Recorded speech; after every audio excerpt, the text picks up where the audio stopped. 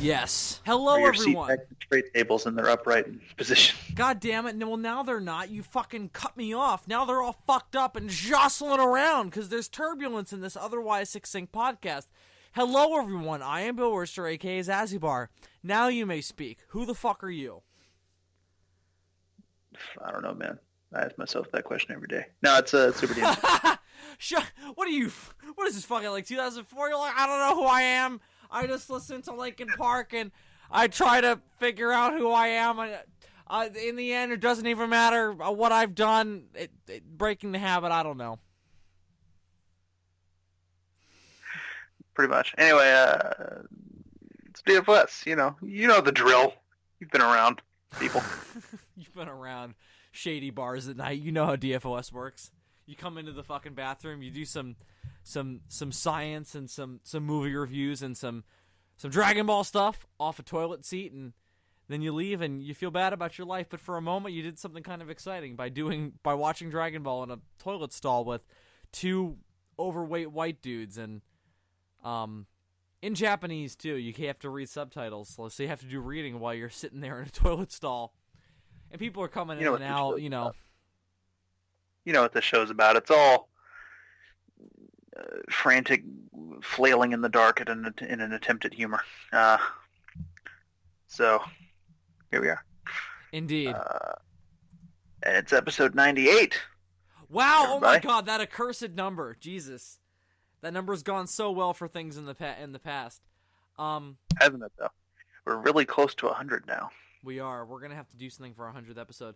See, when we came up with an idea once for what we were going to do for our 100th episode, but I have no fucking idea what that was. Well, I've got a better idea now. We'll talk about it next episode. Remind me, okay? Okay. You have the better memory of the two of us. You have a better reason to have a better memory. So, anyway. Bill, remind me to remind you. Oh, fuck. This is not going to work. Audience, remind us to recount to you what the idea is for the 100th episode next episode. If anybody even cares, we'll see. But this episode... Remind Bill to remind me to remind Bill to tell you. This episode, though, as I mentioned with my preamble about watching Dragon Ball in a toilet seat stall, we're going to be talking about Dragon Ball tonight. Dragon Ball Super, of course. We're going to be catching up to all the filler episodes that have come out in between the Black Goku saga and the Universe Survival arc. Isn't that that's the name of the next arc that's coming up in the next couple weeks? Yes, and apparently the reason it's called that is that universes that lose in the tournament will have their universe destroyed. Oh. See, I didn't really pay much attention to the preview of this episode. I was a bit distracted tonight. Some things were going on. My phone was alive. Sorry. But I did watch the two episodes I hadn't seen prior to tonight. So I'm all caught up. I didn't really pay much attention to the next episode preview. So when this is all said and done, you might have to recount that to the good viewers and me. I don't really remember exactly what happens in each next episode preview, but tons of news and things have come out about the next arc, and so I have some details, but things of that nature. All right, well, we'll talk about that all later. Let's start with the arcs themselves, not the arcs, but the episodes themselves that filled out the run between the big two arcs that have been going on recently. So the first episode that we already kind of talked about before we saw it was the baseball episode that happened right after the Black Goku stuff was over, where the Warriors from Universe 6 played baseball with the Warriors from Universe 7, except Frost. Frost wasn't involved. Right? Yeah, he wasn't there and Hit wasn't there. Oh, right. Well, Hit wasn't there because he was in the next two-parter. But let's start with the baseball episode, D. So we both had high hopes for the baseball episode. Were you satisfied or were you disappointed with your expectations? I was incredibly satisfied. I feel like it's one of the better comedy-centric episodes that Super has had to offer so far, honestly. I thought it was really fucking good. How about you? I'd have to say that I enjoyed it. It was really fun. Yamcha got to win for once, D. Kind of. Yeah. I mean, he ended up in the same position that he ended up in when he died, you know, physically, like where he was, the position he was in. But regardless, he won one for the team, and he won it for Universe 7 in the interdimensional baseball game. So that's pretty awesome. I had a really good time with this one. And that's the thing with all these. I guess we should say general thoughts up front, because this is I guess a little bit of a different format than DBZ was, because we're not adapting source material here where, Toriyama's spinning his wheels and we're having a show that's reflecting that as the story progresses. So this is not like we have an anime and a manga that are pretty much coming out like concurrently, except and up until now the anime has actually been ahead of the manga, and now it's actually flipping, because I guess Toyotaro had some time to work more on the manga, so now the manga is ahead of the anime. It's very confusing, and each is slightly different from each other, so you just basically have to pick your version and roll with it. I haven't read much of the manga, so I go by the anime. Because Toriyama's more involved with that. Yeah. Well, basically I think he basically does character designs and like writes out like the story for each arc, and then like it's up to a team of writers to fill it out and write the full episodes and whatnot. See, we always give all the credit to Toriyama when we talk about how good this Super has become, but it's probably not really him. That's why he's probably a lot of the reason. But then the writers who come in and fill out his work are probably the ones that make it as entertaining as it is to watch every week. Same thing with the original anime. With the original Dragon Ball Z anime. Although you can definitely tell where it's not one guy's singular vision anymore. There's certainly some hit and miss going on in terms of Toei's writers. Oh, I hope that wasn't a pun, because if so, it doesn't make any sense. You should have saved that. It was not a pun at all. But I guess we can still save that. All right, somebody will have to pull that out surprisingly. I guess it can be a pun if you really want it to be. No, I don't want it to, because it was no good. Okay, good. Awesome. I'm glad we're on the same page. So, it's all puns and shit. Regardless, however the hell this thing is made, I like the structure. We had a big, tumultuous time following the Black Goku saga, and now we have a whole bunch of little mini-stories following different sets of characters after something big has gone down, in just a kind of normal status quo. And there's something very comic booky about that, something very American comic booky that I really enjoy, that Dragon Ball doesn't always reflect, and I think is only reflecting in the modern era, because it's very popular, and American comic book tropes are very popular, in film and TV. So I think that they're kind of cannibalizing each other, and Dragon Ball Super reflects that, and I really enjoy that. We have these kind of two-part episodes where something kind of dramatic happens in a character's life, and we just kind of see them deal with it, and it's not this big world-ending catastrophe. Nor is it, even if it's not that, nor is it this episode-long drama, or like episode upon episode long drama, where it's just like 15 episodes of like, should I kill this guy, or should I just fight him, or should I get out of here? What should I do? It's just kind of situations cropping up. This is a big reason why I've always defended Z over Kai, and why I'm one of those weird fans who enjoys like the filler in DBZ and shit. Because I was always right there being weird with you, D. You know me. Because I like these episodes that are in between the main beats of the manga, where we just get to like, oh, the characters are doing some fun shit, And like, if I wanted a version of the story that's just the manga, I can just read the manga. I own every volume. It's on a shelf behind me right now. It's fine. It's fine. I have time to do such things. Do you really, though? Do you really have time to do such things? I have read through the manga many times. I'm not reading it currently, but I have many times. Now, right now, you're reading the Bible. Of course. Which is a much more problematic version of Dragon Ball Z. There's a distinct lack of Dragon Balls. I think that would make it a lot better, honestly. Also, only one god. I feel cheated. Yeah, it should be more vague about which god is which. But what were we talking about? So we were just talking about kind of general thoughts about this not being an overarching story, this being a whole bunch of filler. So why don't we get more into the specifics then, as we kind of started on the baseball episode. So some of the things that kind of go down. Now, one thing hopefully you'll remember better than me. What was the precipice for the baseball game? I think it was just supposed to be like it's basically more of what we were getting in the Universe 6 arc. It was sort of Beerus and Champa sort of going at it with each other, so some more friendly competition between the two of them. Was it Vados' idea to do it because she wants Champa to get in better shape? I think that might have been part of the reason. It's been so long since I saw this episode. That was mentioned, but I don't know if she prompted the idea because she wants that, or if he proposed the baseball idea and she's just kind of like, oh, well, that's good because it'll help you lose weight, you fucking fat piece of shit. So I don't know. I guess we'll see.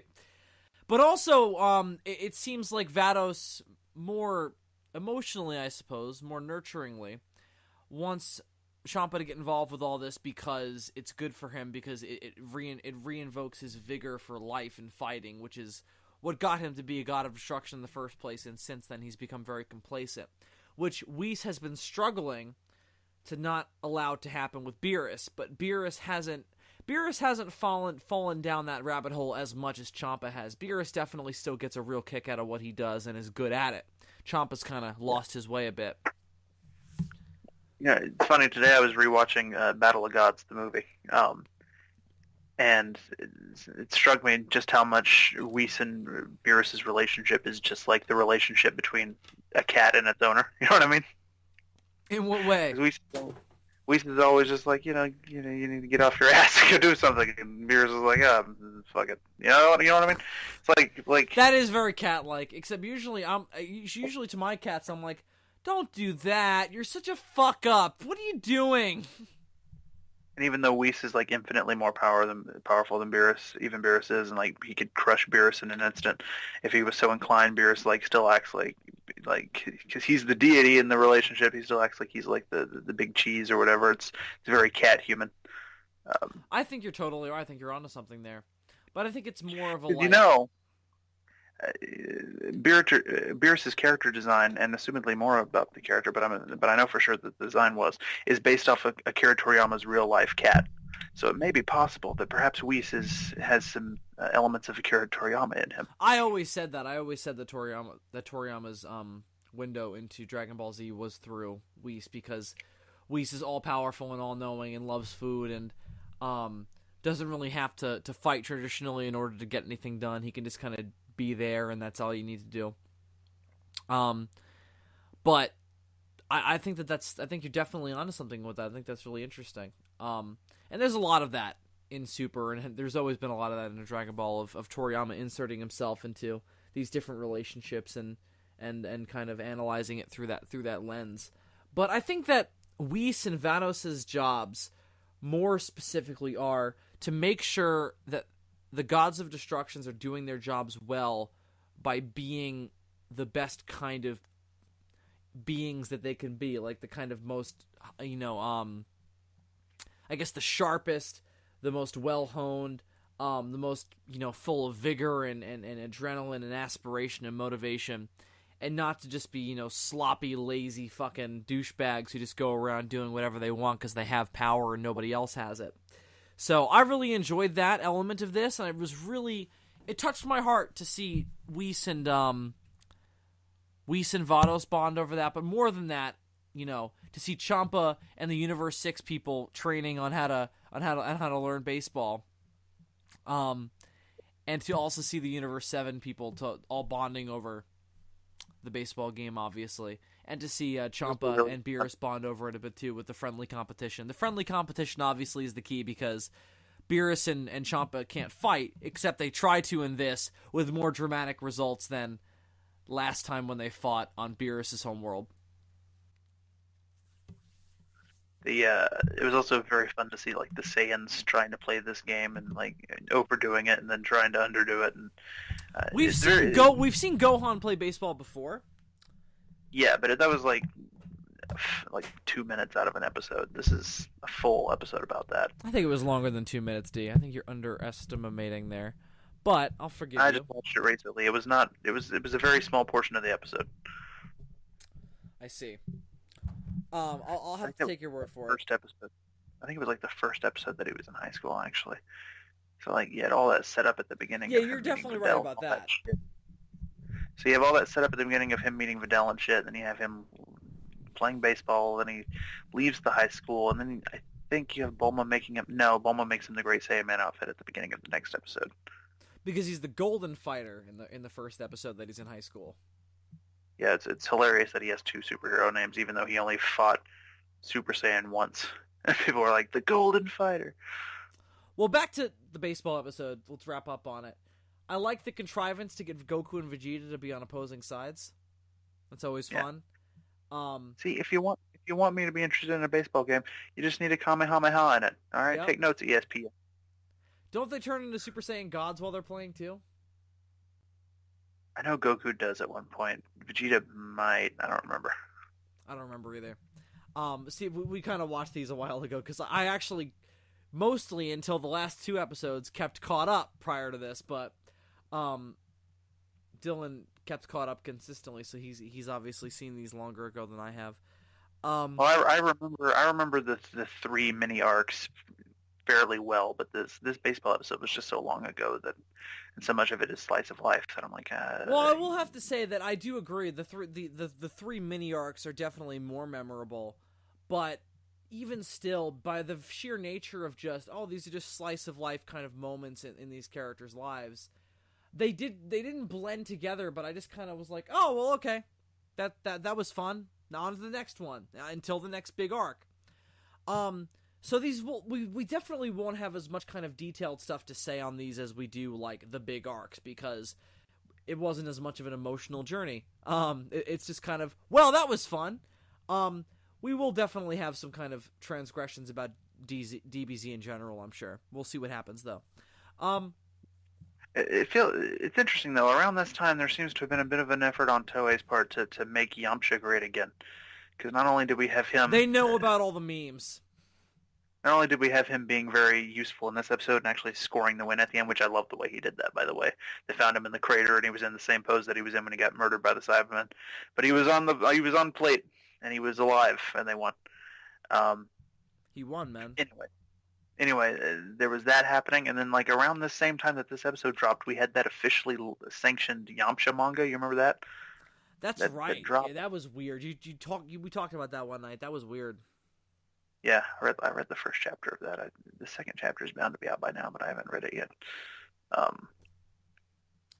don't know, man. It's all a mystery to me. I will never read that. It's just not my thing. I can't even get into some of Toriyama's other manga. Like I would never read Dr. Slump. I could never sit down and read that. Have you read that? I haven't actually read Dr. Slump. No, I've read some of Jocko the Galactic Trollman, and that's pretty good. I might pick that up. I like Jocko. We'll get to him in a minute. I really wish they would get around to animating that at some point, because the anime version of the Dragon Ball universe just has this big hole in it now, because they never animated the Jocko stuff aside from some flashbacks that Bulma's had. They've had to do some flashbacks and anime parts of it. I also really wish that Funimation would go back, as much as I hate it, and dub over the Yo-Son Goku and his friends return, because there's been mentions to Tarble in canon now, so again, there's like this hole in the universe as far as the dub is concerned. They could, if they wanted to, they could even slap the Super label on it and release it as like a special, like they did with like Bardock and Future of Trunks or History of Trunks back in the day. I don't know, something like that. But I doubt they will. That'll cost money. D, are you gonna pay for it? If I had the money, I would. All right, well, maybe you should get the money together. I'll be like, yo, go dub this thing, and they'll be like, we hate this thing, and I'll be like, I do too, but damn it, now Battle of Gods doesn't make any sense. I love Yamcha's Wolf Fang fist pitch. That was fun. Yeah, it was great. We haven't seen Yamcha play baseball in quite some time. Like, when was the last time we saw that? Do you remember? No idea. I didn't even know that was a thing prior to this. Oh yeah, after he became useless as a fighter, he became a professional baseball player. I don't remember that at all. My bad. I'm a bad DBZ fan. But it's just good fun, man. And again, that's kind of what we'll say for a lot of these, but there's more to say with the next three. This one, though, it's just kind of good fun. Just good, fluffy fun after the really harrowing shit of the Black Goku arc. Another thing I wasn't aware of until this episode dropped, and I looked into it a little bit more. One of the reasons baseball keeps popping up in Dragon Ball, 3 times now, is that apparently baseball is like really big in Japan. Like Like, currently, super like big. right now? Yeah, like it's big in Japan. Like people in Japan fucking love it. I guess that makes sense. I remember in Tokyo SOS when there's all that baseball shit. Not Tokyo SOS, Godzilla against Mechagodzilla. Yeah, and I'm like, wow, America's forgotten pastime is now Japan's favorite thing. That's great.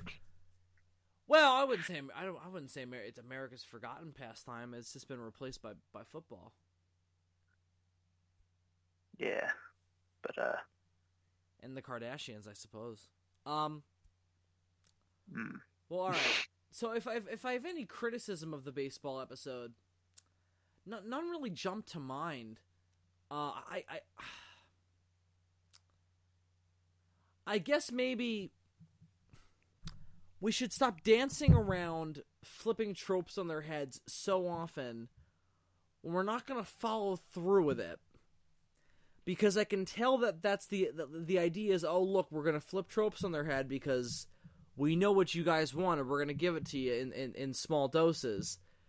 And I feel like this was one where we saw some of that. So we saw Yamcha being worthwhile, at least initially. I liked that we got to see him do something cool to an extent that made sense. Because he still gets really fucked up. Later on, once Vegeta figures out what he's doing, Yamcha gets pwned, obviously. But at first, he has like a major advantage just because of his experience with the game. But at the same time, Goku and Vegeta being on opposing sides of the team, that's a little obvious. Yeah. Frost not being there, fine. Maybe get somebody else from Universe 6. Maybe get like somebody who plays like a professional sport in Universe 6 and isn't a fighter. That would be interesting. It would require them to think of a new character, though, and who's got time for that? Oh, and who's got time to animate it, certainly, and who's got the money? Are you going to pay for it? Am I going to pay for it? I don't want to pay for it. We're already going to have to see some new Universe 6 characters in the Universe Survival arc, because every team has 10 fighters, and we've only ever met like 5 of them so far. Yeah, they've got a lot of new animation to pay for, so they ain't got time to animate like bizarre professional baseball players from other universes. Besides, the Earth in the Universe 6 universe is destroyed, so they wouldn't have the same version of baseball. But there's probably some intergalactic equivalent where it's like, this is Spaceball. Also, think about it. You got 12 universes, each one with a team of 10 fighters. That's 120 characters. I cannot wait to see how they cut corners on that. We'll have to see. It's going to be exciting. There's going to be a lot of differently colored versions of Cybermen, trust me. It's been a long time since we've seen that trope, so they're waiting to hit us with it. I feel like one of the universes might just have one fighter on their team because they're so overconfident in their one fighter. Because there's like... Or one fighter that like multiplies to 10. They'll be like, that counts. And it's like, you lazy sons of bitches. Because I have reason to think this. In the previews that they've shown for the next arc, you see how they got the destruction from the different universes. And they're all floating around on these platforms with their Kais and their attendant angels. But this one guy, I think it was the clown, one of the gods of destruction is a clown. I think it was him. Awesome. But he also on his floaty thing has this guy with him that like looks like Darth Sidious or some shit. And I'm like, is this one of his fighters? That's awesome. I can't wait to see Darth Sidious fight Goku. That'd be great. There's some really interesting designs for these other gods of destruction. Like I said, one of them's a clown. One of them is a pink elephant. One of them looks like a dwarf from Lord of the Rings, had butt sex with Ganondorf from Legend of Zelda. Wow. How can you go wrong with that combination? All right, D, so why don't we move on to the hit two-parter, which follows the baseball episode. Was this your favorite of all the filler? You're a big Hit fan. Hit is hit in your eyes. Hey, I surprised you with it. I came at you. Boom, boom, boom, boom. Finger guns. That was awful. Kill yourself. I probably will one day. No, well, fuck. Shit. Not really, kids. Don't worry. Don't kill yourselves. It's not good. Watch it, because you got to find out what's going to happen in Dragon Ball Super next week. Please, Bill, don't kill yourself. I can't do a podcast alone. Anyway. Well, you could do one with my corpse and just like animate me like a puppet. That might be fun, actually. You know what? You could do like a weird impression of me. You could be like, "Hi, everybody. I'm Bill Worcester. I'm a real dickhead." It's exactly what I would do. Anyway, yeah, I think the Hit two-parter is probably my favorite of these three mini two-part arcs. Why though? Uh, Mostly for that reveal at the end. It's a great reveal. Yes, especially because I had no idea what was going on. I was like, who the fuck in Universe 6 would pay for Goku's assassination? I don't know why Hit didn't figure it out sooner. Like, Hit's kind of an idiot. Well, I mean, at first I was thinking it was either Champa or Vados just to boost their chances in the upcoming universe Yeah, survival. don't they suspect them at one point? Yeah, definitely. Champa suspects Vados, actually, at one point, and that's how I knew Right, yes. I figured, so I thought I remembered somebody being actually... But I thought the Beerus was like, did you guys pay Hit to assassinate Goku? Because that's bullshit. Fuck you. And Vados actually admits that she's the one who hired Hit, but she then tells Champa that she did it for a third party. So then it was like, oh shit, it was neither of them are actually behind this. Who did this? Was it Frost? Vados knew, because Goku... Goku asked Whis, right? Goku didn't need to ask anybody. Yeah, but he did, though. He asked Whis, like... Yeah, because Goku didn't know how to get in touch with Vados. Right. He went to Whis and was like, listen, I think that for training, I'm going to ask Hit to assassinate me because I'll get to see his really lethal techniques and that'll help me train and get me stronger, whatever dumb shit that Goku thinks will help him. Assuming he doesn't, die. Which he kind of does, except for bullshit, which we'll talk about in 1 second. Let me finish this point. And then Whis goes to Vados and says, I think this is a good idea. I need Goku to be strong because we don't want our universe to be destroyed when the tournament comes up. So, help me out and do this. And she's like, alright, we share the Super Dragon Balls. We'll do it. So, that's how it all went down. I really enjoyed that as well. I think that was definitely the best part of it was the reveal.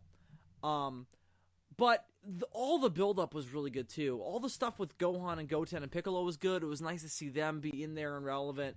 You can tell that the writers and Toriyama, specifying all of them now, covering my ass, really know that the audience is like, can we please see Gohan do something cool?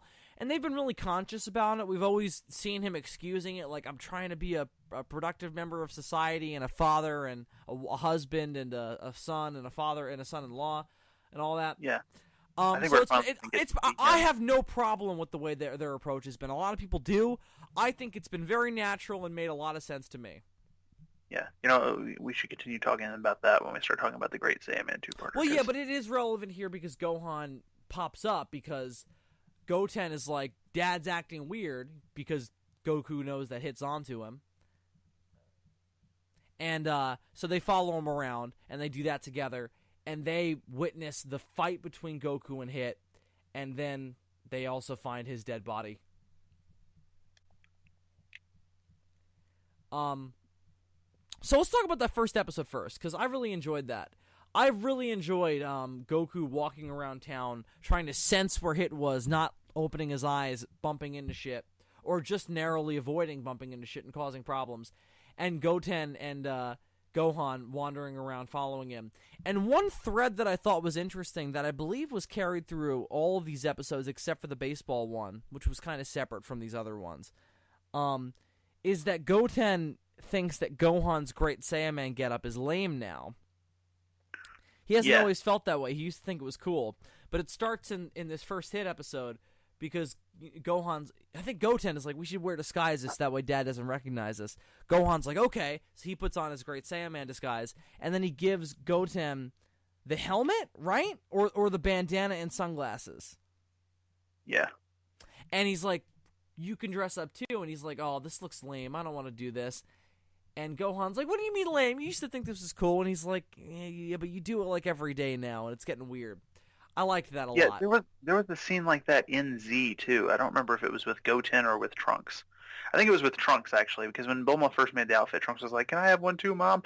Then there was a scene later on at one point, I remember, because I just rewatched Season 7 here recently.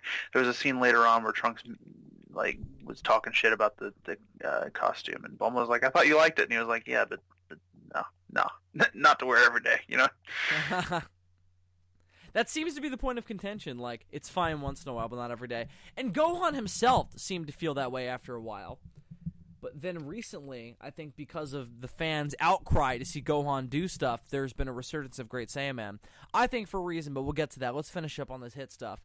So, I really liked that Goku was on fucking edge in the first episode, because that is a rare thing that we see. He usually doesn't take anything seriously, but he was very serious around his family, which was nice. It was nice to see Chi-Chi being concerned and Goten being concerned and reaching out to Gohan because of that. Paranoid Goku is not something we get often. No, I really enjoyed that. And I guess maybe one thing I don't love is that the reveal undercuts that because he planned it, so he shouldn't be as paranoid, or we know that his paranoia is at least somewhat like self-imposed. I would like to see something down the line happen where Goku's really like, oh fuck, again. That's always really nice. So I'd like to see something like that again. But even still, it all works here rather nicely. So eventually though, Goku I also really liked that little moment where we actually went into Universe 6 and got to see Hit on a mission. Yes, which is when cool. he gets the Goku mission, because he goes up to a mafioso or whatever, and the mafioso's like, I have a job before you, and Hit's like, aight, and then Hit gets the Goku assassination job on a poker he assassinates the mafioso, and then he receives the Goku. He gets like a hologram of Goku, and it's like, this is your next target, and because they wanted to keep it mysterious, like. Okay.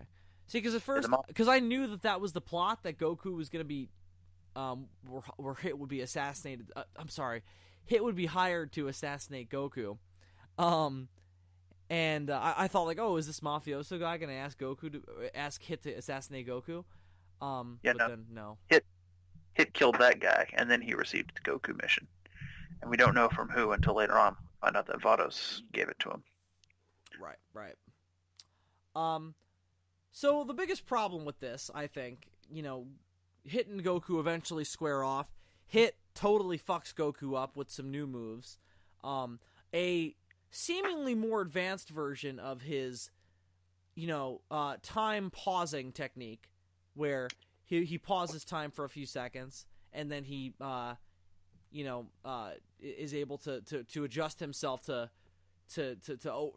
overdo his opponent by their pause, so they can't do anything and they can't react to him, so he can like punch them in the face, and then all of a sudden they're punched in the face. It's really confusing because everybody seems to get it wrong in the show when they're like, oh, he's skipping time, and it's like, no, that's not what he's doing.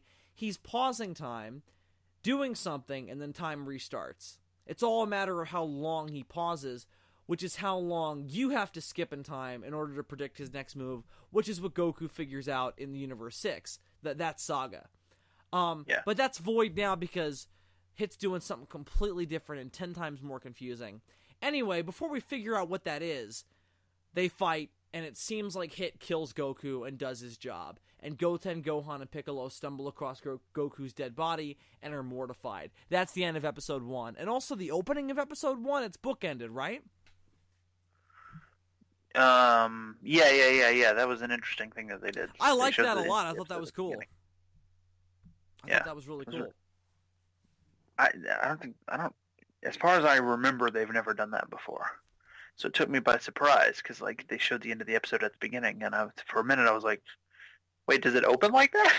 And I mean, I knew like this isn't going to amount to anything, so I can't wait to see how they dance around this. They didn't dance around it in that episode though. They waited to fuck that up in the next episode when it's revealed that Goku survived because at the last second he fired out a bolt of energy that contains his entire life force.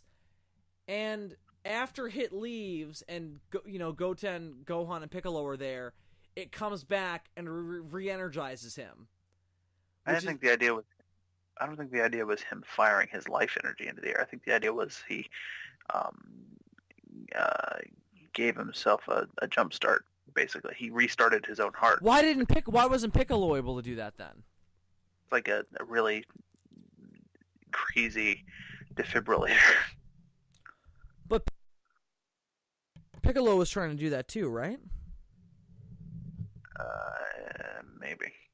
Yeah, Piccolo did that for Gohan in Resurrection F. So. Yeah, but he tries to do that exact same thing for Goku in this. Yeah. So I guess Piccolo is just a fucking weakling. I mean, I guess there is some.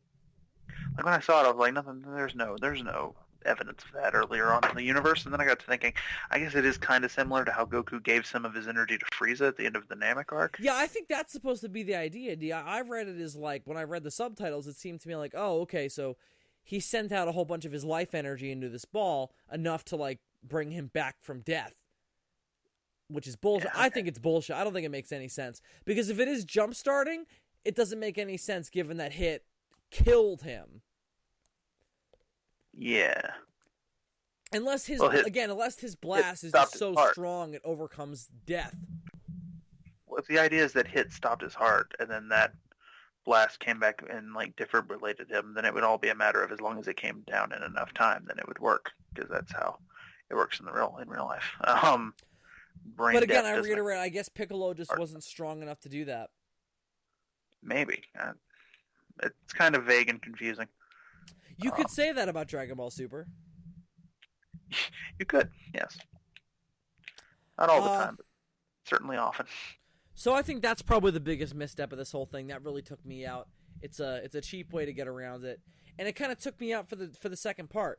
The fight between Goku and Hit, it's good, but I was left a little sour after that reveal, to be honest. And I was a bit kind of like, oh, this is all fine, but and all the dialogue between them is cool and a very solid continuation of what they were doing in the Universe 6 saga between the relationship of Goku and Hit, with Hit being this assassin who doesn't really get a lot of joy out of fighting, but Goku re-energizes the martial artist in him, which is what happens slowly over the course of the second episode, to the point where Hit is like, this is, I'm not an assassin right now, I'm a martial artist, I'm doing this because I enjoy fighting, not because I'm being paid to kill you. I like Hit as Goku, one of Goku's new rivals. Goku goes through rivals a lot. Originally he was rivals with Krillin, and then he was rivals with Piccolo, and then he's been rivals with Vegeta for basically the longest time. But he tried to have Frieza as a rival, and Frieza wasn't into that. That's how Goku is. Pikkon was one. Oh yeah, Pikkon, very briefly. Pycon's whole character is very similar to Hit. I rewatched that Otherworld tournament recently, and you rewatch that, and then you think about the Universe 6 arc, and it's very clear that they were like, hey, that shit's not canon. Let's take some direct inspiration. That's crazy to me that that's not canon. That was such a big part of my childhood. That makes me so sad. I know. It's all canon to me, man. Me too. It all happened. I was there. Me too. Garlic Jr. Saga didn't make a lick of fucking sense, but it happened, man. I also really liked that Vegeta was off training with Whis during all this, and is like, why isn't Kakarot here? And Whis is like, I don't know. And Vegeta's like, he's doing secret training, isn't he? And Whis is like, I don't know. And Vegeta's like, he's doing secret training. And then when they all figure out what's going on, they all go to where Hit and Goku are fighting, and they're all like, you fuck up, what the hell's wrong with you, you psycho? And Goku's like, I fucking got y'all, didn't I? LOL.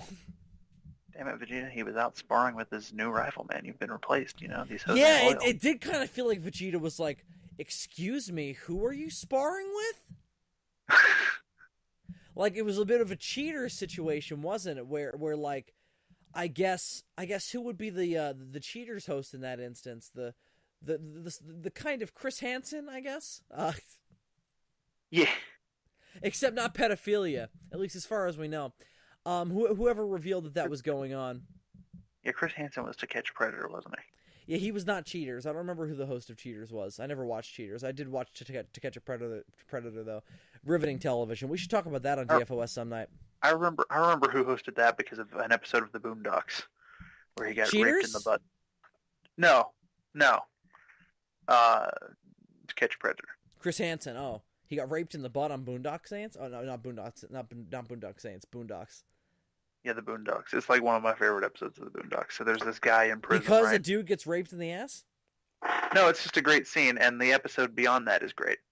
But like he comes in and like he thinks he's catching this predator, but actually the predator knew that he was coming, and this was all been an elaborate trap to catch Chris Hansen. That's fucked up. So the camera crew doesn't do anything?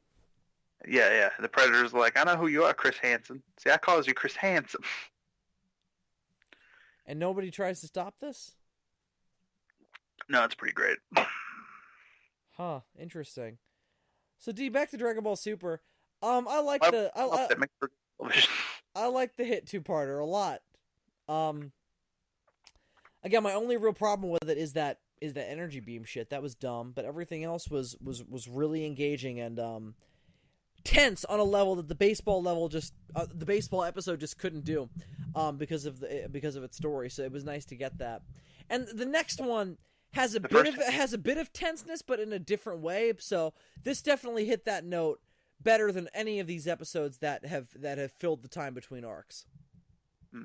The first episode of the Hit two-parter was great because not only did we get that great bit of just getting to see Hit like on one of his missions doing his normal thing, but we had Paranoid Goku, we had all that interesting shit, we had the whole mystery surrounding all of it.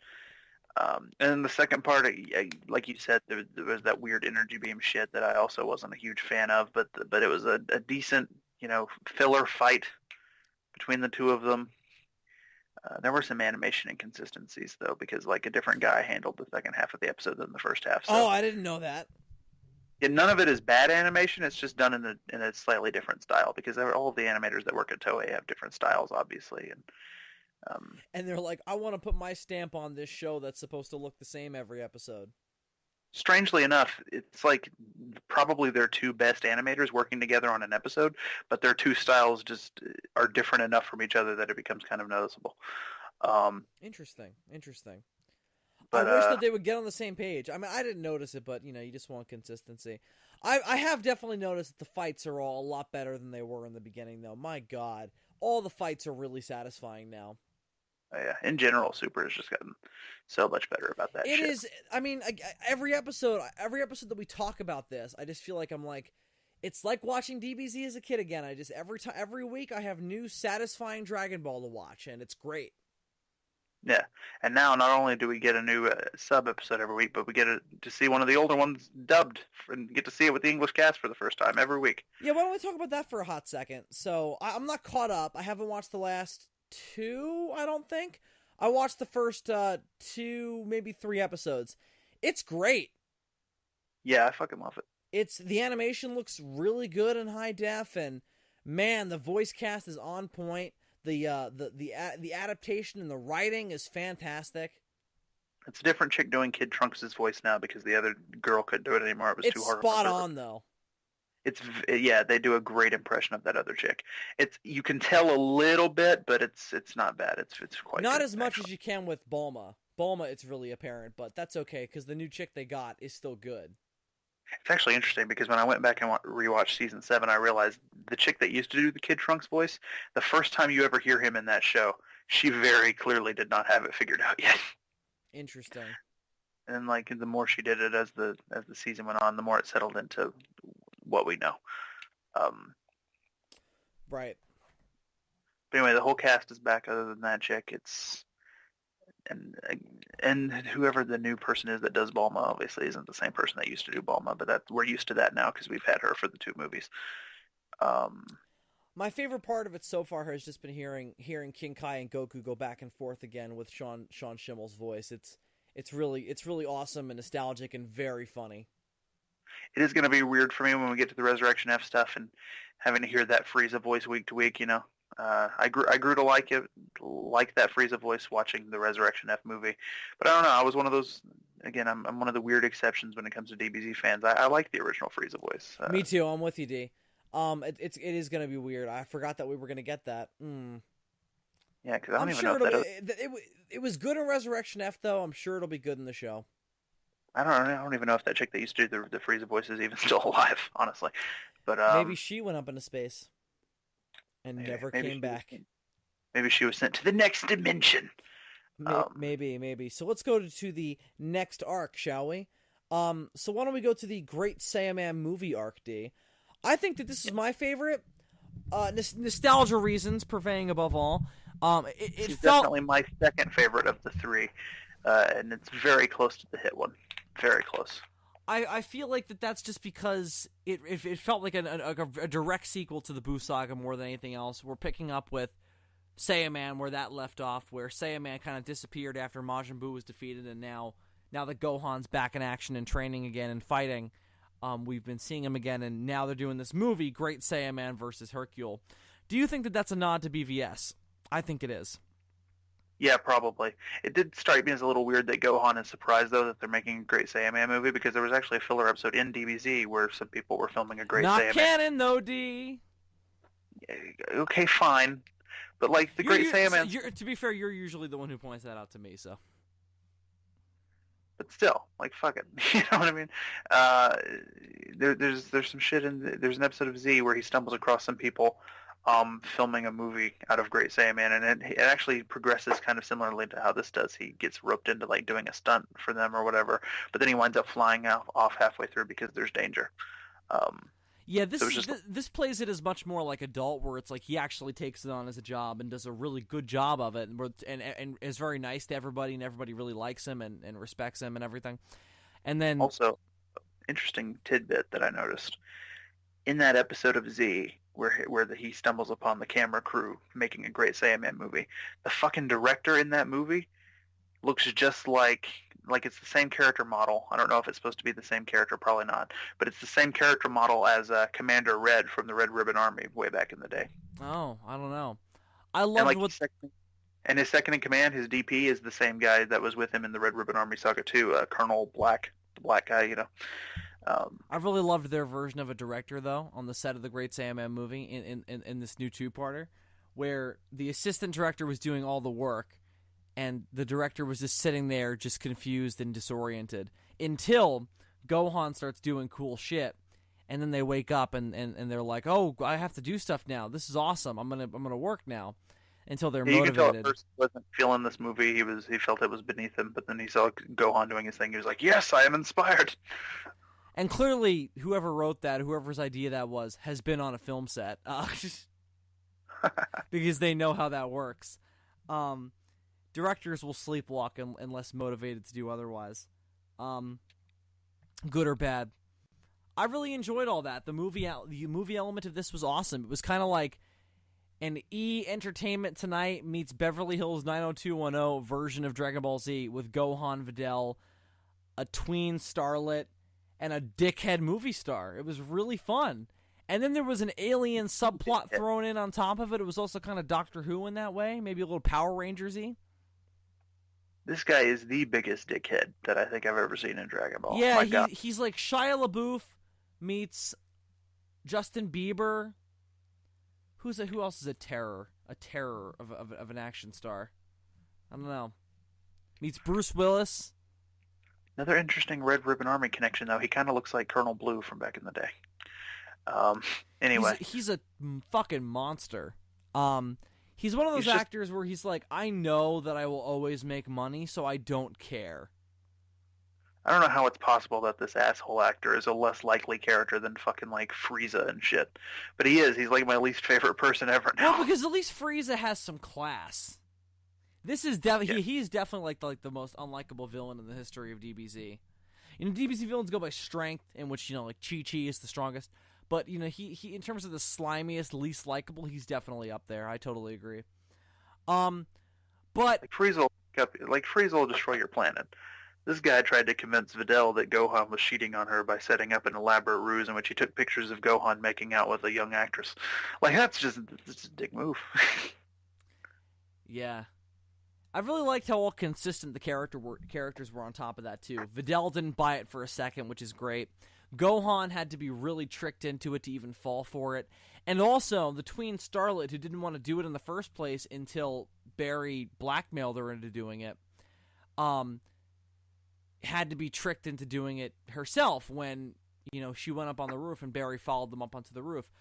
I don't know, man. That was all really good. It came off to me as very intelligent writing as opposed to doing the easy dramatic thing of having Videl believe the pictures and throw Gohan out and make a big drama out of it. Yeah, which could have been fun, but it wouldn't have made sense.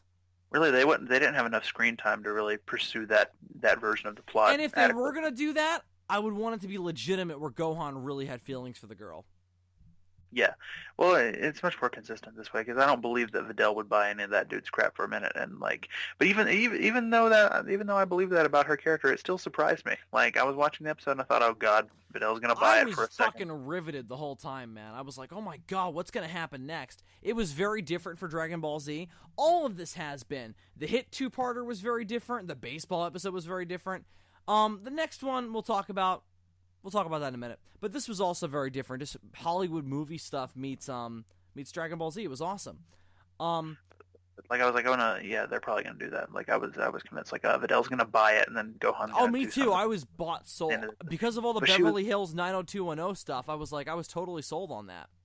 But then Videl was like, no, this is bullshit. You're an asshole. And I'm like, Videl, you're like the best wife in the history of anime at this point. Like you're the polar opposite of Chi-Chi. Like this is amazing. Chi-Chi wouldn't have bought that guy's shit. She just would have beat him up first. Yeah, it's true. That's true. And I mean, Videl doesn't buy his shit from the get-go. He fucking shoves Gohan out of the way to hit on her when they first show up on set to watch Hercule film. I don't know how well you remember it, but when Chi-Chi and Videl first met back in the day, that was great stuff. Because they didn't get along at first. Yeah, but that was awesome. It was clearly because they were too similar to one another. Yeah, no. That's what I'm saying though. Is that Videl fucking does not take kindly to those dudes, to that dude's advances, and fucking puts her foot down like, fuck off. I am married. This is my husband. He's a million times better man than you could ever be. Fuck off. And I loved that. It establishes from the get-go the kind of character she is. That way later on, we know that it's realistic, that she's just going to be like, she rips the picture. And it's just like, Gohan, I'm sure there's a reason for this. He's not like that. Get out of my house. And I also loved when Barry was up in Gohan's face in his house, and he was like, my baby is sleeping. You need to leave right now. Yeah, it was good. Barry kidnapped the kid, too, didn't he? Yeah, but that was after he was possessed by the alien thing. Oh, So okay. he was a little bit more evil than usual at that point. Well, the alien is the Venom symbiote, basically, right? It feeds on your dark ambitions and makes them worse. Essentially, but it's more like it does that, but it causes you to basically turn into the Hulk. Yeah. I mean, it doesn't just cover you; it like turns you into a horrible mutant monster, and it only gets worse the longer you have it. But conveniently, you'll be saved. I think they were pulling like a light jab at GT in this episode because when Barry went into his evil monster form, he was essentially like a big ape man covered in fur. Oh yeah, you're right. I did think a bit of Uzaru in that moment, but I thought that maybe was just a nod to Uzaru before it was a nod to GT specifically. But I can see your reasoning with the color because Barry was a blonde-haired dude. I didn't love the alien stuff though, to be honest. Maybe it was because I picked up on the Venom parallel and I was like, oh okay, that's fine. But Jocko's place in it felt kind of hackneyed and kind of forced. He always just kind of fucks up and stuff happens around him. That's always how Jocko goes, which I guess is the joke in his manga series as well. But I don't know, I loved the Barry stuff so much and all the Hollywood drama stuff so much that I don't know if I needed that, but it did definitely serve a purpose in the end. And to get to see Great Saiyaman fight a monster and save the day was still cool. Also to get to see Gohan go Super Saiyan while in the Great Saiyaman armor, and then the director's like, we'll call it Super Great Saiyaman. Yes, I liked that as well. It was a mix of the Gold Fighter and Great Saiyaman. That was also a really good fight. Super Great Saiyaman versus Yes, it was. Theory. It was a good fight. Very well animated. You can tell whoever made that was like, ooh, I like this. Giant monster fight. Ooh. I like how we now have two kaiju sequences in the Dragon Ball universe. We have this and Wrath of the Dragon. This is better. This is better, I think. Than Wrath of the Dragon? Yeah. Maybe not better animated, but I think it makes more sense and has a more logical and satisfying progression. As opposed to Goku save the day! Woo! Well, that's just because Wrath of the Dragon's a movie, so. Whatevs, man. I don't fucking care about movies. I don't even like movies. No. But Hurtigarn could kick Barry Khan's candy ass, damn it. I'm not disputing that. You're probably right, D. All right? So calm down. No, I refuse. I'm going to turn into a giant rage monster. Oh, no. All right, well, before you do that, are there any criticisms you wanted to bring up of this two-parter? Because I really enjoyed it. I loved it. I fucking loved the second half of it, but I wasn't the first episode. I wasn't really feeling as much. I thought it had really cool ideas, was doing the whole movie thing, but I don't know. It felt a little. I don't know. I felt like it dragged a little bit. I can maybe see that. I binged all this at once though, so I was just just sitting there and watching it anyway. I didn't have a problem with it. I But remember thinking, I didn't even realize that we were going to get another two-parter. Like, I didn't realize that the rest of the filler for this was going to be mini two-part arcs. So, like, I thought, okay, they're doing this great Sandman movie thing. They'll wrap it up in one episode. It's kind of weird that they're introducing all this Jocko shit, but they'll wrap it up by the end. And then it was like, next time on Dragon Ball Super, and I was like, wait, what? yeah, I didn't expect that to be a two-parter either. I did not expect that to turn into a thing. Like, I thought, oh, we're going to do a jokey episode where they make a great Sandman movie and Gohan pretends to be a stuntman and actually, just uses his Saiyan abilities to muck his way through it, and Barry's jealous. But no, they turned it into a real story. I just wish they didn't have to turn it to a hackneyed alien plot to do it. Yeah, but like I said, I wasn't as thrilled with the first half of it. I thought it sort of dragged a little bit. I thought there were cool ideas, but and most of it was like, I don't really care about this because we just had that great hit episode. But then I watched the second half. I was like, okay, I totally get this now, and you kind of need that first episode to set this up. So I'm fine with it. I can totally see your point. I don't agree though. You're wrong, and you should shut up. No, Never. I'm gonna turn into a giant rage monster. I think we can both agree though that one of the best moments was at the end of the second part, after all was said and done, when they're watching the movie in theaters. They're walking out, and everybody's like, "Oh, that was so great!" And then Chi-Chi's like, "What'd you think, Goku?" And Goku's like, "Oh, well, to be honest, I fell asleep. I prefer doing fights as opposed to watching them." And Chi-Chi's all mad at him because she's like, "Oh, it's Gohan's big moment." And Goku's like, "I'm sorry, I'm a fuck up." And Gohan just laughs. I thought that was great. That was great. You know who should have been there at the opening? Maybe he was, and I just don't remember it. Piccolo should have been there, man. I think he was. Yeah, I'm pretty sure he was. Was he? Yeah. I was about to say Piccolo should have been coming out of that theater. I think Piccolo appreciates film. I'm pretty sure he watches stories at some point. If this had been written by the DBZA crew, Piccolo definitely would have been there, and he would have been coming out like, "Gohan, that was so great. So proud of you. You want any juice?" Like, did you get into that school you like? Oh yeah, awesome. All right, D. Let's advance forward, shall we, to the Goku Krillin training two-parter, the final bit of filler before the universe survival arc. Yeah, I was a bit disappointed with this one, to be honest. I had a reverse reaction to this one than the Great Saiyaman one. I really liked the first half of it, and then the second half, it got me pumped, and then it kind of, I thought it. Yep, me too. I was definitely disappointed with this one. I really enjoyed the first half. Loved Krillin getting shot, and that being his motivation to continue his training as a martial artist with Goku. Really loved that. Really loved that they were about to start, and then they were like, "Oh no, we have to do this at Master Roshi's."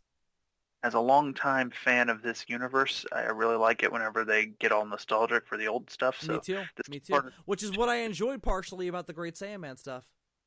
This two-parter had a lot of that, but I'm talking like the really old stuff. I know. Well, but it all feels old now, doesn't it, D? Kinda, I guess. You're just living in the past, man. To you, it's still 2004. Right, I still watch DBZ and play my PS2. Like that's I was gonna bring up the PS2. That's the thing that made me say that.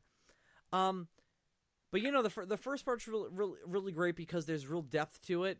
18 says like, because Krillin's all like, "Oh, I'm not a martial artist anymore. Fuck you, Goku. I don't want to train." And she's like, "I know that you don't want to train, but it's not because you're like, oh, I can't do it for Marin and 18's sake.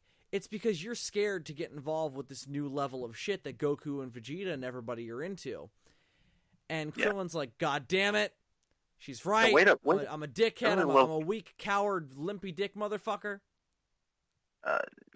Dragon Ball Super, one thing it's done really well is give me a whole new appreciation for the 18's character, the way that they've developed her. You don't get to spend a whole lot of time with her because she's sort of a second-tier ancillary character at this point, but every now and then she's a wife. What can they do? But there was that earlier filler episode where we got to see her more sentimental side when she was trying to like shop for Krillin, and now we get to see her more tough love side where she's like pushing Krillin to be the best that he can be because she believes in him, and so she's almost being kind of mean to him in this episode. She's like, "You're fucking weak. Go out there and train." But you know that deep down it's because she. It's really charming though, and kind of endearing, isn't it? Yeah, because you know that deep down it's because she believes in him and she knows that he can be so much more than what he. And she knows that he wants to be that way. I mean, when he's at his peak, he's the strongest regular human until Oob comes Well, around. I think he still is. He doesn't have any challenge, so he doesn't care. He and Tien should really spar. Yeah, that's the thing. I feel like since he's been off of his training for a while and he's been doing the cop thing, maybe Tien is temporarily the strongest regular human. He's not a normal guy, though. He's got a third eye. God knows what country he's from. Fucking China. He couldn't get into America now, couldn't he? He's from something called the Three-Eyed Clan, and apparently they are humans. Oh, yeah, they're not getting into America and Trump's America. No, definitely not. They got 3 eyes. They're shifty. That country is definitely on Trump's travel ban list. Totally. What was I talking about? They're right next to Iran. I'll set you on. I'll set you on another path. But a way to go. Dragon Ball. Go ahead. Because I didn't have another path for you. But between 18 and Videl, man, Dragon Ball Super, way to go with the really good anime wives. You know? Yeah, definitely. Good female characters too. Chi-Chi's been better. Been enjoying her. I really liked her in this two-parter as well, where she prompts Gohan to spar with Goku because she thinks that if he has somebody to fight, the plowing will get done quicker. Which he's right at first, and then they destroy the field, which is awesome. I also loved how Gohan. Oh, I forgot about. I really loved that fight between Gohan and Goku. That was great. Really, it was a great fight. I really enjoyed that Gohan was like, I only fight in my Great Saiyaman garb now because I separate myself as Gohan the scholar and father and Saiyaman the warrior. Really enjoyed that. It's like a Clark Kent Superman thing these days. Yeah, I'd love to see it in canon, like new DB Super movie, but it's just a superhero movie with Gohan doing the Great Saiyaman thing. I'd love to see a new manga series that's like that, or an American comic would be great. Yeah, something. But anyway, yeah, that was a good fight. Yeah, that fight is awesome. You could tell that Gohan had been training again because he was actually hanging in there with Goku pretty well. Oh yeah, that was great. It was nice to see them be evenly matched. I really enjoyed that. So you're right, Chief's character has been better. Having that second kid did wonders for her, you know. She really did. So D, it's all fine and dandy. Goku and Krillin go back to Master Roshi. He agrees to train them, even though he's like, "What the fuck do you guys want from me? I'm an old man. You guys learned everything I could teach you." But they're both like, "No, we want to be retrained. We want to relearn the basics to refine that center again." And Krillin, which I really love this, Krillin, of course, was prepared with a gift for Master Roshi, as he always demands when he trains new disciples. And he brings Roshi a porno mag. Goku, being the charmingly arrogant, ignorant man that he is, did not bring a gift for Roshi. And this is another great callback to Dragon Ball, because the same thing happened when they first started training under Master Roshi. Yep. Goku showed up and was like, "Train me, bitch," and then Krillin comes in on his little boat and he's like, "Here's an abundance of porno magazines, because I heard that you're into that shit." This is actual dialogue from the show, by the way. Yeah, Toriyama wrote that himself. He sent that to Dylan in an original transcript, just to be sure. Yeah, they fucked it up later. Damn Shueisha. Anyway. So point being, I like it. So great to see Kirby Roshi again. Haven't seen him. Where does all this fall down, D? Where does it all fall down? Yes. In the second half. Why? Why? The first Why half, though? I'm telling you, man. Just calm the fuck down. Because the end of the first half, it was great. Like they were on the place with the thing, and then all those old villains popped up, and you're like, oh shit, this is gonna get good. And then you watch the next episode preview, and you're like, oh, it's fucking Vegeta and Nappa and the gang. It's thoroughly fine. Tambourine's there. That's a great reference. That's a deep pull. It's pretty much the Scarecrow missions from Batman Arkham Asylum where you have to overcome your deepest, darkest fears. Essentially. But then you watch the second part, and I like it, but what really disappointed me about it was the ghost villains. Yeah, we've seen that a lot, and this was not the best of that.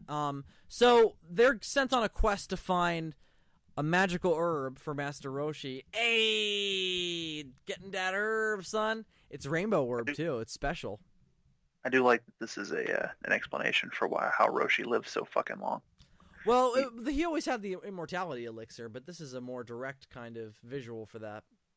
I get the feeling that maybe this is what the immortality elixir is made from. Right. So when they bring all the herb at the end of the episode, he's like, now I can live for another 1,000 years. And I'm like, oh, shit. It's edible cannabis, though. Let's be real. So Master Roshi gets mad high, but that's later. First, they have to go collect the herb, and it's a race for Goku and Krillin, although the race is never emphasized at all. Yeah.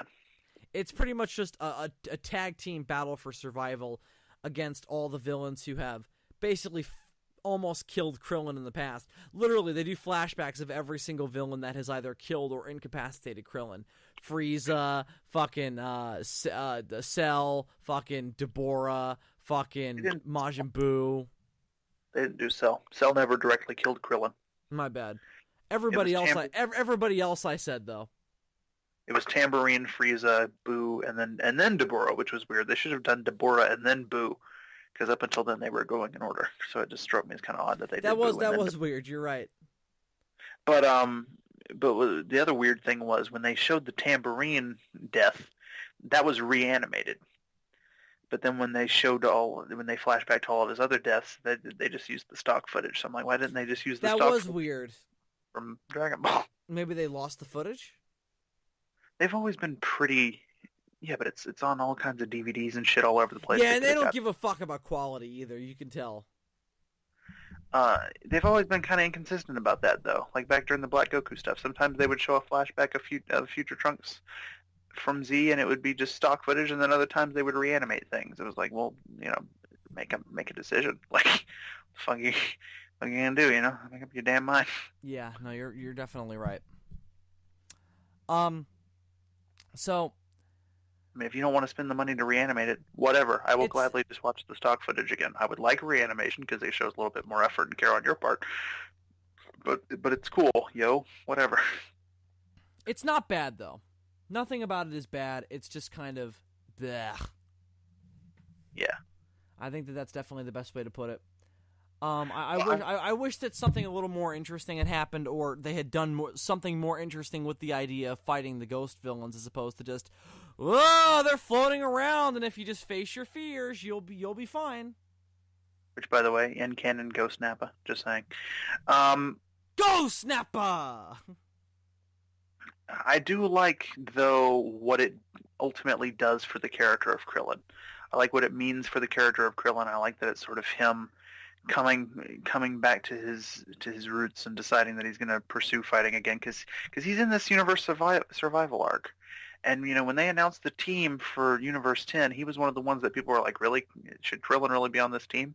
And I think this whole two-parter was just Universe 7, you mean? Yeah. What did I say? Universe 10, which is where Zamasu is from. Oh, that's weird. Anyway, yeah, he's on the Universe 7 team. And, shit, what was I saying? I've lost my train of thought now. He's got to be trained up and ready to go, yeah. So this experience will definitely come in handy. Yeah, everybody was kind of sort of questioning his place on that team. Now the only member on that team that I'm like, really, is like Master Roshi at this point. Maybe Piccolo, too? Nah, because Piccolo's kept up his shit. Like, he was hanging in that fight with Frost back at the Universe 6. Thing about Piccolo is you never have to worry about him slacking on his training. He's always just out in the wilderness, fucking meditating and blowing up rocks when he's not babysitting Pan. He's not meditating, he's napping. There's a difference. Oh, okay, good. That's exactly what I need my Namekians to be doing in their spare time. But yeah, Piccolo's Batman, man. He's always ready to go. He's always on the ready. Mm-hmm. Well, D, is there anything else you wanted to mention about the filler that we've covered tonight? Because otherwise, I think that's going to do it. Also liked the end of the episode when it ended. No, When it was finally fucking over. no, I liked the fact also that 18 and Marin were watching Krillin fight the little crystal ball. Because Baba was there, as I don't know if we mentioned. Yeah, and then, which, good to see her again. This might be the first time we've seen her since she dropped Goku off at the fucking tournament. I don't remember seeing her in Super thus far. Yeah, you're probably right about that. I don't think we've seen her since the old days, so that was nice. Or maybe not when she dropped him off at the tournament, but certainly when she picked him up later that day. She was in the Majin Buu saga at the end, but yeah, no, it's been a while. Yeah, so that was cool. That was absolutely cool. She's always fun. There are so many Dragon Ball characters that even when you think they've covered them all, every now and then they'll bring one out, and you're like, oh yeah, it's been fucking ages. We're still waiting for launch, though. Still waiting for launch. Fucking Android 8. I mean, we got to see him in the future. At least we're getting 17, though. Yeah, it's true. That's true. 17 does pop up briefly in the Buu saga, but for like 2 seconds. I guess Android 8's little cameo in the Black Goku arc is about as much as we could hope for. But launch, man, there's a fan favorite that Akira Toriyama just forgot about. Mm-hmm. All right, well, hopefully he won't forget about any more in the coming arc. I'm really excited for it. It seems like the thing that Super has been building to all series. I mean, it started off with the Destroyers of Universe 7, and now the Destroyers have something to be afraid of themselves with the whole universe being wiped out with this arc. So, if this is the end, I think it'll make a lot of sense, but I'll be sad because it's gotten really good since they started doing new content and not just adapting the movies. I don't think it will be the end because aside from getting really good, it's also gotten pretty popular. It's gotten very popular. But at the very least, I think it'll take a different direction after that, and I hope it does. All this cosmic stuff has been wonderful, but if it takes a different direction after that, I think that'd also be wonderful. Well, we're getting a new intro song with this new arc, and it'd be a shame if it was only around for one arc and then the show was kaput. Would you want a name change after that? Maybe it takes a year or two off, and they call it something else. I don't necessarily need a name change. I do want a time skip at some point. Yeah, I'd like us to get back to the end of Z proper. It'd be nice to finally move on properly. But right now, it's all safe. Everybody's at the safe ages that everybody remembers and everything. So this is the safe period. This is the we haven't actually retconned GT yet period. Yeah, exactly. Even if they're scared of that because they know that people remember GT and they're going to think it's canon. So when they start contradicting it, it's going to be weird. Even if they wanted to readapt the end of Z and re-show like the tournament where Pan, is little and fighting that big guy and like Goku fighting the Oob and like, because I'm sure by now there are probably some things that they would want to retcon to make it fit better with Super. It's good. She's gonna have to be older, or that's gonna have to happen sooner. I would be fine if they wanted to reanimate that stuff as well and redo that. That'd be awesome. But we gotta catch up with Z and we gotta move forward from there. I need Teen Goten and Teen Trunks. Yeah, oh please, because I love Teen Trunks. I love new Teen Trunks because he's got a chip on his shoulder, which is different than other universe Trunks. Yeah. Also want to see Teen Goten at some point. Why haven't they done that? Yeah, because I always liked him at the end of Z, and I wanted to see more of him, and they totally fucked him up in GT. Yeah, I was disappointed by that in GT. I remember as a kid being like, "Oh, Goten and Trunks." I like that he's a skirt chaser. I don't like that he's a slacker. They're adults now. They can like be adult Gotenks and go on adventures and shit. But then Trunks. I always wanted Goten to be like a fucking like adrenaline hound, like a fucking like extreme sports dude because. He's a modern version of because he grew up with Goku and everything, and he grew up in times of peace. So I don't know. I always wanted them to see like a different direction for adult Goten. I like Goten being after the chicks though. It does line up with the end of Z because that was also a thing in those. I love them being skirt chasers. That's great. End of Z. That's cool. Was Trunks a skirt chaser in GT though? It seemed to me not as much, but a little bit. Trunks was a little bit more earnest in that show, and I'm like, you're writing. He's the classy, charming, debonair dude. Goten is the wacky dude who's getting 4 different girls' phone numbers at once because he's making a joke, and also like fucking shooting milk out his nose. But see, I don't think that fits with Trunks. No, I don't think so either. I think that Trunks is the debonair, charming dude. I feel like GT was trying to write Teen Trunks like you would write future Trunks, and it's not the same character. No, they're not. Again, Teen Trunks has more of a chip on his shoulder. He was raised by Vegeta, so he's got to have more Vegeta in him. I mean, he's pretty much just a spoiled rich brat, which he already is now as Kid Trunks. No, he changes though, because Vegeta changes, so he changes along with his dad. True, but he's still gonna have some of that. Yeah, well, naturally, but so that's the difference between him and the other universe's version of Trunks. But regardless, I do think that he should definitely go through a more mature turn, because that's what we see at the end of Z. He should basically just be a slightly more mature version of like what Bra was in GT. Which, by the way, sure, okay. which, by the way, Bulma's finally going to be pregnant with Bra. That's we're finally getting pregnant Bulma. Oh, that's confirmed. Awesome. Which is great because the time has been a little wonky. She really should have already had her by this point if you go by the original manga. Yeah, because Bra is older than Pan, isn't she? No, Bra was never. I don't think Bra was ever older than Pan. But it's just if you go by like the original dates and shit that was said, she should have already had her by this point, and she hasn't yet. So they're a little late to the party, but we are finally getting Bra at some point soon. Well, right on. Yeah, remember Pan was 4 years old during that tournament where Goku ran off with Oob. Right. Oh yeah, she was a toddler. So it's so weird to think about that Goku Oob fight now when you think, wow, he could have gone blue at any minute. Yeah. He was in blue clothes though. I guess that was enough. So any other exciting things you're looking forward to in the next arc? I'm looking forward to seeing what the deal is with that female legendary Super Saiyan. I haven't looked up any of the info about it. I want to be surprised, but I'm excited to find out what the deal is. That looks really interesting. It's exciting. Literally, it's exciting to see Toriyama go, oh, that's a thing the fans like that I don't really know anything about. I'll give it a go. Oh, he knows about it. Toriyama actually did the original character design for Broly. He doesn't remember it. He does though. He doesn't forget. He does now because people reminded him. But if 10 years ago, if you were like, do you know who Broly is? He'd have been like, who? Also, the guy who like was like in charge of all those DBZ movies considered Broly like his greatest achievement, which is probably why they made 3 of the damn things. Not Toriyama though.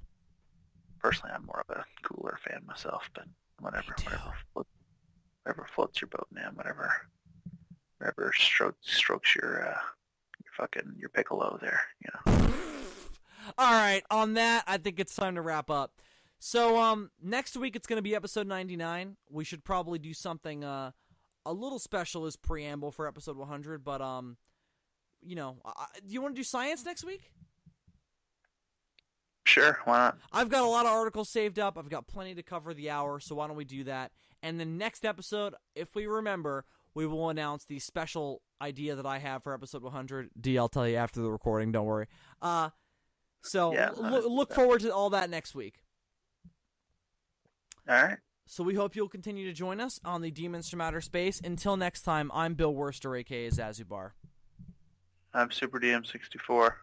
And remember, kids, it's a podcast, because you see nothing, Colonel Hogan. Them Germans, they be fucked up. Good night, everyone.